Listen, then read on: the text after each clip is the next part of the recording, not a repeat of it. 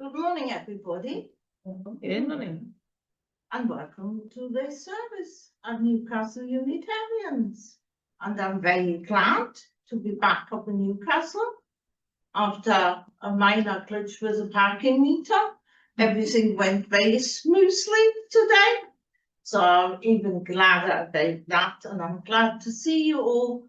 And we will have a time of reflection and probably a few new insights being gained together. This was a longish welcome. Wasn't actually planned like that, but I light out the chalice as a symbol of our faith, connecting us to ourselves, to our faith community here in the present day, to our faith communities in this country, worldwide, in the past, and if you want to see it that way, also in the future. We can't be any more connected. Normally, I write an intro myself, but this time I will speak about renewing the bonds reflection of living in harmony. Reflections, not how to do it, but how to attempt to do it. But this time I'll borrow the opening words by somebody whose name I will give to you afterwards. Everything the power of the world does is done in a circle. The sky is round, and I've heard that the earth is round like a ball. And so are the stars. The wind in its greatest power whirls.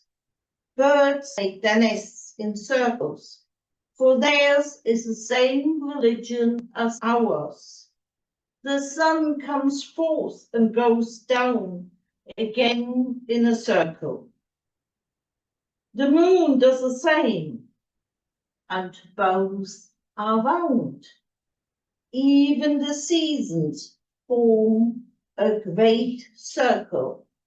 In their changing and always come back again to where they were. The life of man is a circle from childhood to childhood, and so is everything where power moves. Any assumptions where we should put that? No. Okay. Black Elk or Glala Sioux, 1863 to 1950.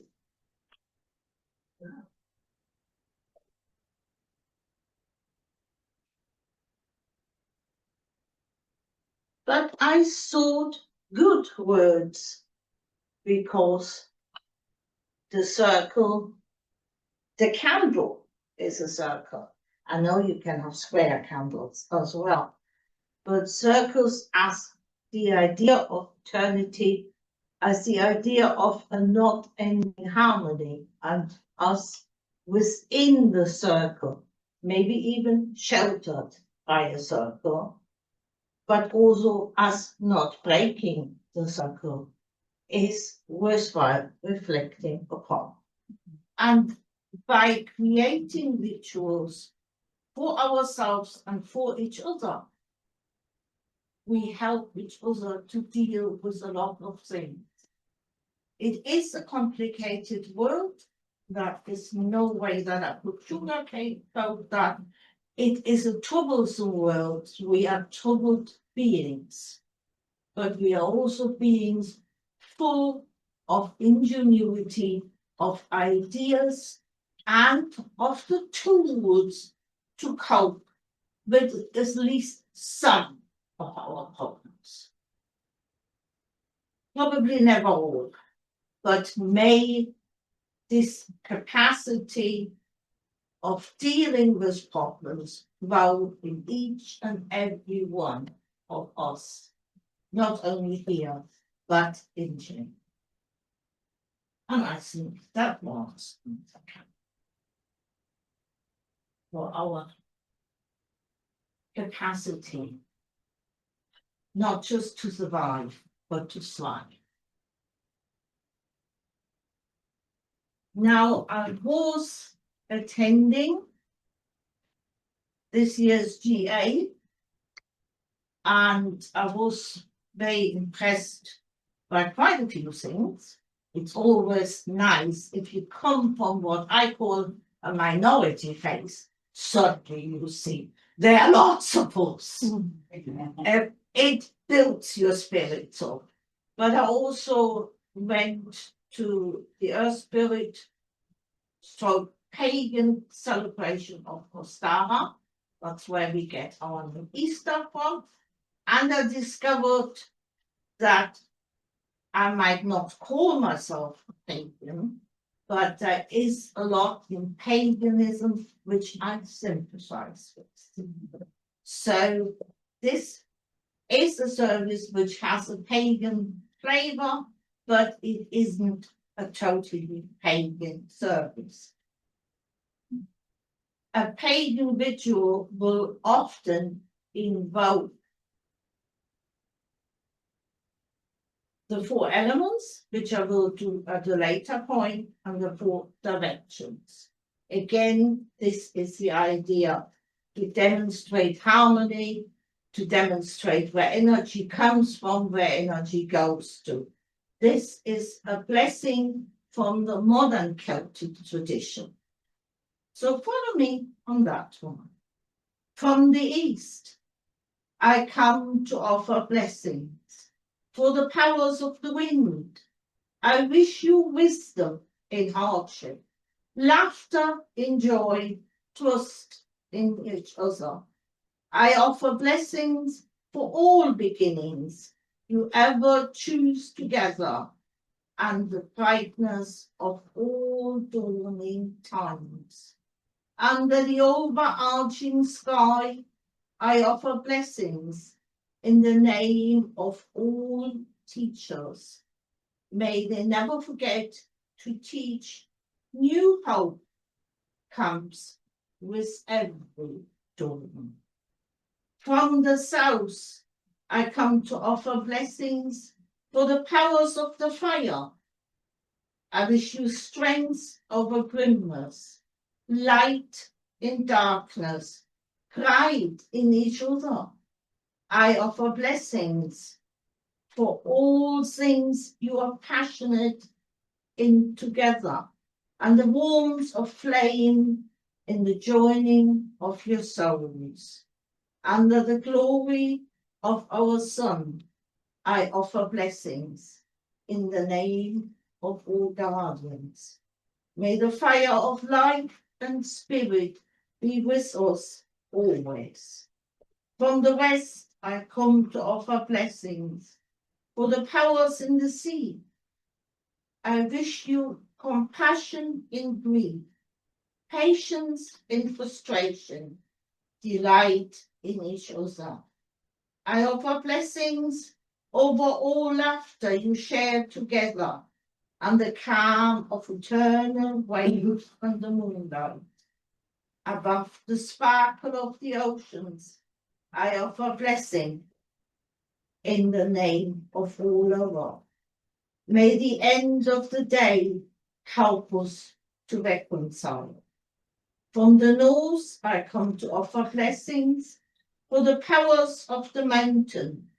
I wish you fortitude in delay, beauty in stillness, support in each other. I offer blessings for all things lasting you hold together, and the glow in the hearty of an ember. Above the eternity of the rising earth, I offer blessing in the name of all earbuds. May the stealth and perseverance of the north inspire us all. From within I come to offer blessings for the power of those without. I wish you delight in life, diversity in unity, love always. I offer blessings over all companions travelled with together, and true hearts to share unstingingly. In heartfelt love and delight, I offer blessings in the name of all friends. Now we have the invocation of the four directions. This is an invocation of the four elements. Earth. You are of the earth, and you belong to the earth. What connects you to the earth is more than gravity. It's your connection to all the creatures of the earth, your family, your friends, your community, all of humanity, all sentient beings. Only when we respect the earth, we can share it in peace. Water. The adult human body is approximately 60% water. All life comes from water and needs water. Water knows so many forms, from a small trickle to a gushing torrent. All these powerful forms are also within you. And to never forget, over time, soft water wins over hard stone. Air. Without air, we cannot live. But air is invisible, ever reminding us that it is not only material things which make us survive. Honor the element of air by breathing with attention to your breathing and being grateful for cooling breezes in the heat of summer by delighting in showers of blossom in spring and twirling leaves in autumn. Let us not forget, we all live under one star. Fire. The fire of the volcanoes has shaped and is still shaping the earth. The powerful element of fire is a reminder of the power within us. Sometimes we might feel the fire within us strongly. Sometimes it seems almost extinct, but it can always be rekindled. Fire also reminds us to use our powers with care. The four elements teach us to live in harmony, to share this world. The four elements are limitless, reminding us that there are no limits to our love, compassion, and courage, and that everybody matters. Now, to me, these things like the invocation of the directions and the invocation of the elements speak. Personally, they do. To me, that is a way of making a connection which I can follow. I don't know if it works for you. Just presenting it to you as another way of connecting, or a way you probably have done anyway. But I'm not wanting my wishes to dominate you. So this is a prayer, as you have known it, but still with a twist, and I've used it on other occasions here. It is actually to our mother, whose body is the earth, and it is modeled on the Lord's Prayer. So let us pray. Our mother, whose body is the earth, sacred is thy being. Thy gardens grow, thy will be done in our cities as it is in nature.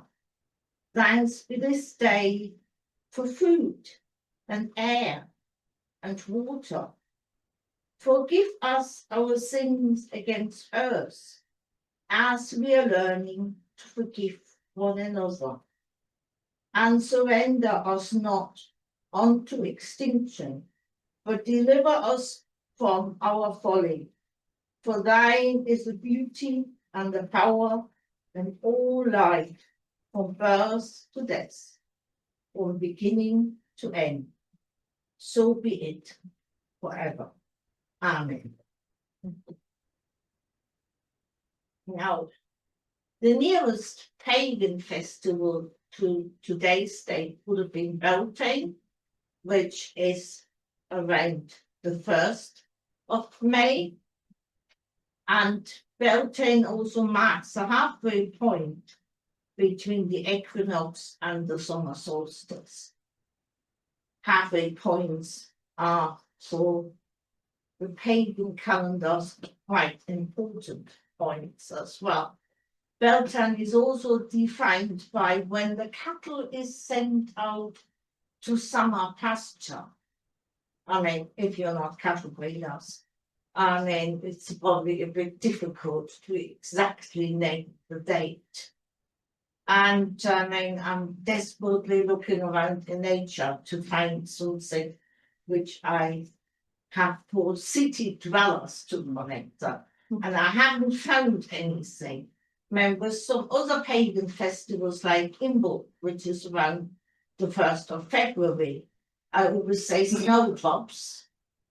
I mean, we saw so much laburnum in full bloom, and it must have started a bit earlier. So I thought when the laburnum starts to bloom, but that is work in progress. I mean, Beltane is like a lot of the pagan festivals coming together, having fires, also the fire as a force of cleansing. You have also fire in forces community. You sit around the fire in a circle, you eat, you drink, and a lot of merrymaking is involved in that one as well. There's nothing wrong with that.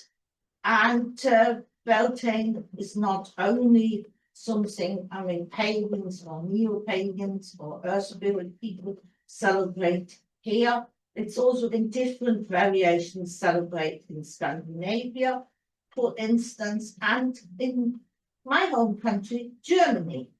It goes by a completely different name, and it took me some time till I actually put two and two together. It goes by the name of Walpurgis night.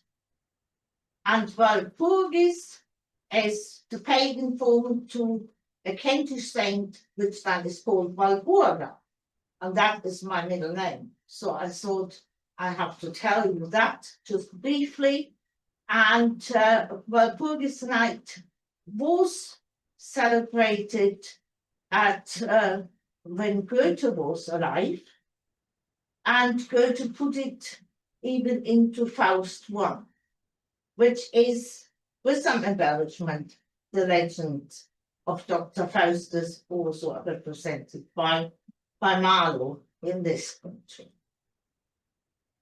Now, the Walpurgis night then was almost forgotten till the 1970s, when women, especially women in academia, suddenly discovered women's subject and researched into witches. And it's supposedly the witches who meet on the Brocken Mountain. There's even a funicular going up the Brocken Mountain in case your broom doesn't work. And do their get-together and their merrymaking. I mean, it's quite good for the tourist industry in the Harz Mountains nowadays that Walpurgis night got resurrected. Is it more than just a fun activity? For some people, it probably is just that. but then I can't see any harm in that. But it also reinforces with a lot of people who researched more into female history that the witches were called witches predominantly by men. They called themselves the wise women, and their knowledge, also based on their knowledge of nature, was enormous. And there are statistics, for instance, that female mortality surrounding pregnancy and postpartum went actually up when men took over midwifery. I mean, if you're female, be proud of your heritage. Yeah. And I mean, one of the reasons for that, the so-called learned doctors did not touch the women. They just gave instructions. And sometimes delivering a baby is probably a very hands-on job. So this was my short excursion, also because I, for a long time, have not made the connection between Walpurgis and Walburga. By the way, I only got the name Walburga because it was common practice when I was young that your middle name, if the sex was right, you got from your godparent. And it was your godparents first. And one of my godparents was a Walburga. The other one was a Margaret or Margareta, and I always said I would have probably had less problems in this country with spelling that, but they didn't ask. So having the connection, whichever way, from history, from nature, being bound, being somebody who belongs, is important for all of us. Two strange accents for the place of one. I give over now to Tom. A little bit of background. I'm going to read a letter of Pelagius. Pelagius was a Celtic Christian monk of the late 4th century. And incidentally, given what Jesus just said, one of the very first things he got in trouble with the authorities for was for teaching women to read.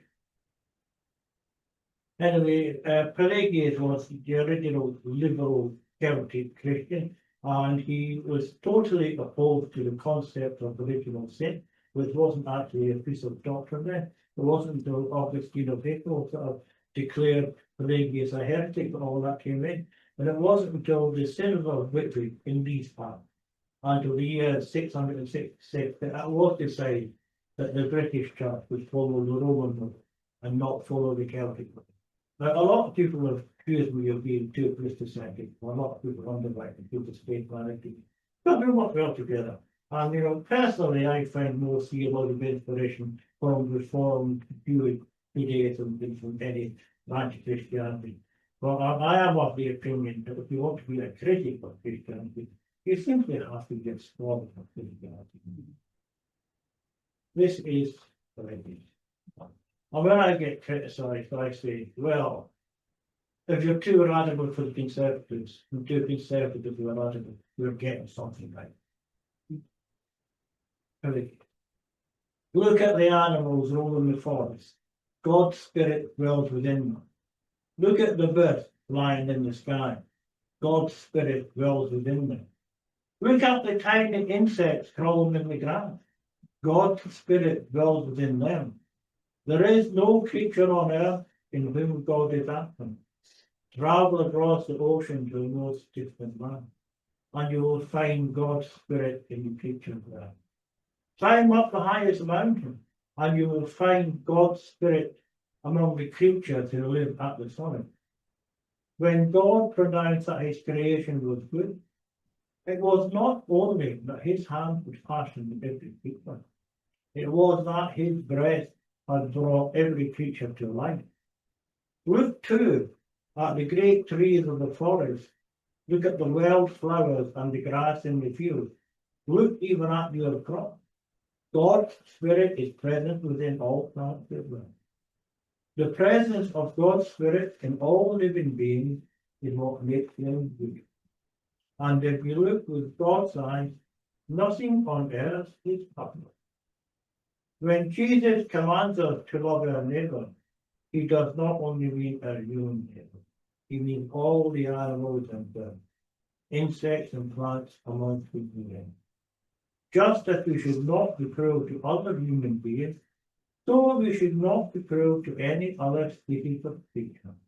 Just as we would love and cherish other human beings, so we should love and cherish all God's creation. We learn to love other humans by discerning their pleasure and their joy and sorrow, and then by sympathizing with them. Of course, our love for other species is less full and less intense than our love for humans.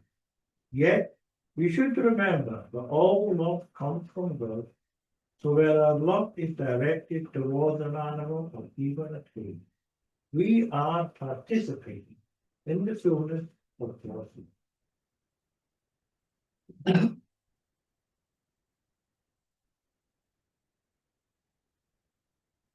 Thank you. I regard Pelagius as a proto-Unitarian. And you're not alone with that assumption. And thank you for reading that out, because it was you who introduced me to Pelagius, so the reading definitely did belong to you. Now, when I sort of looked at my fascination with pagan thinking, I thought, dear me, should I not be a bit more careful, given the fact that the country of my birth, which delivered that wonderful accent into my English, is Germany. And Germany had a huge revival of so-called pagan rituals in a time which wasn't a good time, i.e. under the Third Reich. By now, I come to the conclusion that they hijacked a lot of things, and they saw it of a way of doing away with the established churches, because they expected that they would not fall into line. And they did not. There was a confessing church which created quite a lot of trouble and at great personal risk. So I am obviously weary that and cognizant of the fact that these things can be misused, but then all idea of belief systems at one point was misused. And if you look at Christianity, Christianity has been misused. Just look at the Crusades, the witch hunts, just name two of them, and we wouldn't have to look far to dig up further things.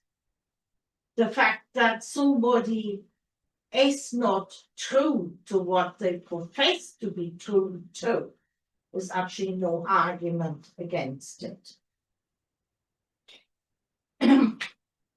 Before I even discovered religion, when I was an undergraduate, still in my home country, I also was very fascinated by Native Americans and by modern Native Americans. And I've read also quite a lot, which was developed in the 1970s. Amongst others by a man who was called Vine Deloria Jr. And one of his best well-known books probably is God is Red, which analyzes sort of belief systems amongst Native Americans and also contrasted with other American belief systems. And I can still remember him saying, what on earth is actually wrong with your belief systems? And I was addressing to the so-called hippie generation that you have to borrow ours. There must be something fundamentally wrong in your belief system that you want actually to integrate our belief systems. Now, Vandeloya Jr. is actually a clever man, and he also written in the intro to Only Tribes Will Survive, something which to me looks absolutely Unitarian without being Unitarian, because he says in Only Tribes Will Survive, if the Sioux and the Navajo or whatever tribes come together and they talk with each other, obviously they do, and they talk about God. None of the tribes try to convince a member of another tribe that they know who God actually is. I thought, wonderful, isn't that Unitarian? I like the man for that. And I actually went to sing and then discovered Unitarianism, but I sometimes do things in a roundabout way. And so both to me is no argument against looking at your connection more down the pagan path, because I think everybody has this awe for nature. You stand at a great waterfall, you see a tree which is hundreds of years old. You once felt cheated because two guidebooks, when we were in Tenerife, two guidebooks gave different ages for the tree. And you say, I mean, you didn't want the younger one, you wanted the older one, and you couldn't be sure. But joking apart, awe is actually something good. If we have awe, we also have respect. And if we can extend the awe to respect to what is around us, life runs much smoother with more respect.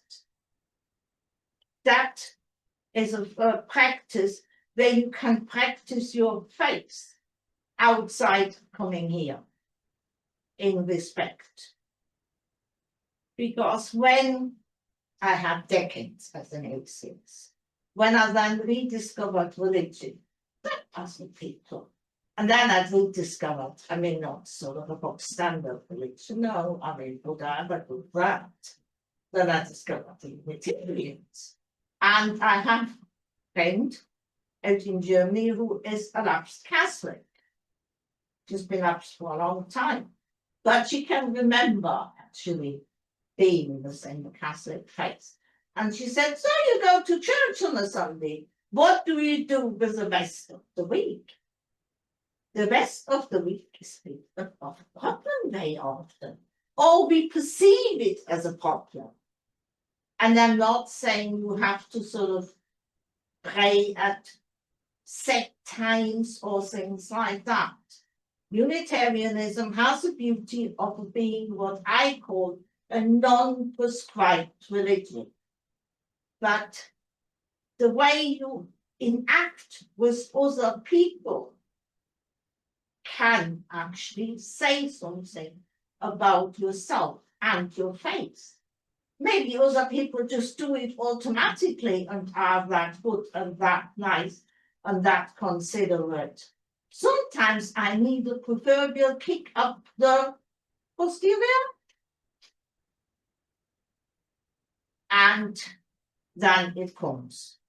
So practicing your faith must also involve respect for what is around you, because living in harmony is based on respect.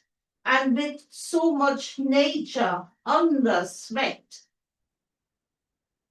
it is no wonder that this skill is more important than ever. And everybody, even in the British press, had heard the story of Timmy the whale. You should never name a creature. That is sort of getting people's emotion going. Now, this whale is most likely dead. That he is actually now in the North Sea, where his remain can sink to the ground, and Louise probably knows much better things to tell me in that aspect, but it is actually good. He will feed other creatures. He will feed other marine life. Obviously, it's not good that he had to die. What has been based by more than one journalist writing about that in the British press as well as in the German one, I followed that quite a lot, was the fact there was millions spent on one whale, and it was in a lot of aspects a doomed endeavour. There are 3,000 whales and dolphins and other big marine creatures caught swallowing plastics and dying every year. Who cares about them? They have the misfortune neither to be called Timmy nor Hope, because Timmy had 2 names. But they deserve our concern. Wherever we stand, they do. And not, that is really bad. That was a lot of political hype effects as well. And because I'm German, it was also on the far right. That makes me angry. And that is also where I lay down the stone, because I can't have that burden just without making a gesture. But living in harmony is the best tool we have against feeling alienated and isolated. Living in harmony with nature is something we can give to future generations. Or as my friend Hilda, long-term involved with early education, said, I want every kid to know that milk comes from a cow and not from the supermarket. And we have this desire. We pick our own strawberries. You can even pick your own pumpkin. How many pumpkins does one person eat? But we go and pick our own Christmas tree. It is within us. We want to be connected. So let's make the first step. And wherever we stand, it is probably just a little step. But many little steps, many drops in the ocean make actually the ocean and get us a long way up the path. And that is all I would like to say to that subject at the present time. I would like to finish with 2 little texts. And the first one is by Maureen Killoran. These words are what we need. This prayer is for all who are fearful about the economy, about the fate of our countries, health care for ourselves and our children, for all whose heart aches at the injustices being done to others in our name, for all who fear for the survival of the planet, for all who fear whether they will be allowed to enter or leave or to remain. We make this prayer for all who deal daily with failing health, difficult diagnoses, challenging treatments or healthcare routines, for all who struggle with difficulties at school or work, for all who are facing hard decisions, for all who are living in a challenging relationship. We make this prayer for ourselves, for all the fears and concerns, the joys and celebration. We make this prayer for the children, for the future, for every blossoming possibility of spring. We make this prayer to hold in our hearts all the precious blessings of our lives. We make this prayer not because we expect it to make the world turn or change. We make this prayer to remind ourselves of who we are, of what life is, and how important love is. We make this prayer because these words are what we need. Words by Maureen, and just a short spring prayer for myself. Dear God of the awakening season, let us be awakened too. Let us move away from retreat and reflection to more outside activity, not heedless and hurried, but organized and purposeful, just like nature reorganizes itself. Dear God of the returning light, let us be immersed in the glory of lengthening days, and let us be light bearers wherever we are most needed. Dear God of the abundance of color, let us marvel at it, be glad of it in the knowledge that even on wastelands little flowers grow. Dear God of fresh growth, let us grow with you in faith, hope, spirituality, empathy, and love. Amen.